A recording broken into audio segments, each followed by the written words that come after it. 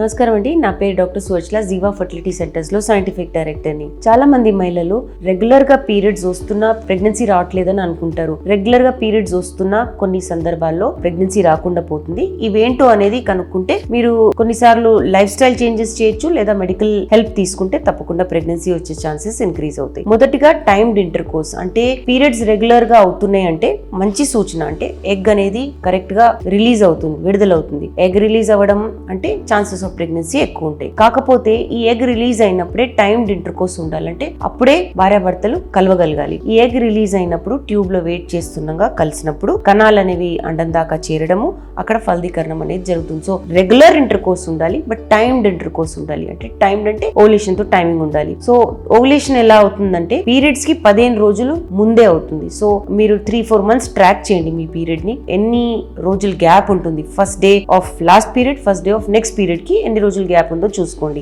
దీన్ని length of period అంటారు. దీనికి 15 డేస్ ముందు ఎగ్ రిలీజ్ అవుతుంది. సో ఆ ప్రాంతంలో మీరు ఎవ్రీ ఆల్టర్నేట్ డే లేదా ఎవ్రీ డే చేసుకోగలిగితే స్పర్మ్స్ ఎప్పటికీ ఉంటే కణాలు అండం దాకా చేరే ఛాన్సెస్ ఎక్కువ ఉంటాయి. సో ఇది ట్రాకింగ్ ఆఫ్ పీరియడ్స్ అంటారు దీన్ని. ఇది కాకుండా ఇంకొక 3 టెస్ట్స్ ఉంటాయి, మీరు సొంతంగా చేసుకోవచ్చు. ఒకటేమో సర్వైకల్ మ్యూకస్ చేంజెస్, అంటే సర్విక్స్ లో వజైనాలో మ్యూకస్ లో చేంజెస్ వస్తాయి. అంటే అక్కడ వాటర్ లో చేంజెస్ వస్తాయి, కొంచెం థిన్ అవ్వడము, వాటరీగా అవ్వడం అనమాట.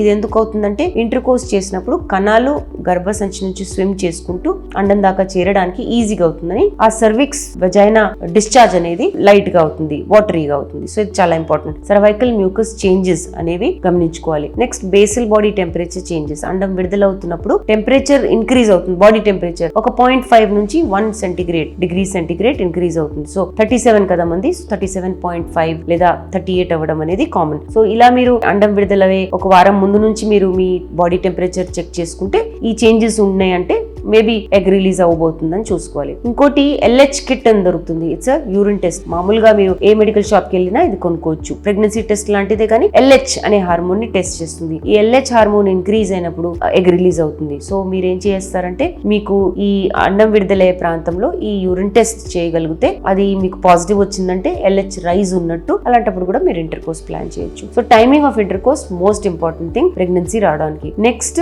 Health conditions. హెల్త్ కండిషన్స్ లో పాలిసిస్టిక్ ఓవేరియన్ సిండ్రోమ్ వస్తుంది, ఎండోమెట్రియోసిస్ వస్తుంది. ఎండోమెట్రియోసిస్ ఏంటంటే గర్భసంచిలో ఉన్న టిష్యూ ఇంకెక్కడన్నా పెరిగితే ఛాన్సెస్ ఆఫ్ ప్రెగ్నెన్సీస్ తగ్గుతాయి. దాని సివియారిటీ బట్టి ఛాన్సెస్ తగ్గుతూ ఉంటాయి. PCOS లో కూడా అదే ప్రాబ్లం. అండాశయాల్లో అండాలు చాలా ఎక్కువ ఉంటాయి కానీ రిలీజ్ అనేది అవ్వదు, ఓవ్యులేషన్ అవ్వదు. సో అదొక ప్రాబ్లం. థైరాయిడ్ ఉండొచ్చు, ట్యూబ్స్ బ్లాక్ ఉండొచ్చు, లేదా డయాబెటీస్ ఉండొచ్చు. మెడికల్ కండిషన్స్ ఉంటే కూడా ప్రెగ్నెన్సీ ఛాన్సెస్ తక్కువ అవుతాయి. సో ఇది కూడా మీరు చెక్ చేయించుకోవాలి. అమ్మాయిలలో మోస్ట్ ఇంపార్టెంట్ ఫ్యాక్టర్ ఏజ్ అనమాట. వయసు 35 కన్నా ఎక్కువ ఉన్న వాళ్ళలో ఛాన్సెస్ తగ్గుతూ ఉంటాయి. ప్రెగ్నెన్సీ ఛాన్సెస్ తగ్గుతూ ఉంటాయి. 0 అయిపోదు, బట్ తగ్గుతూ ఉంటాయి. పీరియడ్స్ వచ్చేదాకా, అండం విడుదలయ్యేదాకా ఛాన్సెస్ ఉంటాయి ఈ కండిషన్స్ లేకపోతే, బట్ డెఫినెట్లీ ఛాన్సెస్ తగ్గుతూ ఉంటాయి. సో 35 కన్నా ఎక్కువ మహిళల్లో ఎగ్ క్వాలిటీ, క్వాంటిటీ అంటే నంబర్ కూడా, క్వాలిటీ కూడా తగ్గిపోతూ ఉంటుంది. సో ఛాన్సెస్ తగ్గుతూ ఉంటాయి. మీరు ప్రెగ్నెన్సీ ట్రై చేయాలనుకుంటే ఆ వయసు కన్నా ముందు ట్రై చేస్తే తొందరగా వచ్చే అవకాశాలు ఉంటాయి. పురుషుల్లో కూడా ఈ ప్రాబ్లం ఉంటుంది. 35 తర్వాత కణాల నంబర్ తగ్గకపోవచ్చు, బట్ క్వాలిటీ అనేది, అంటే దాంట్లో DNA ఫ్రాగ్మెంటేషన్,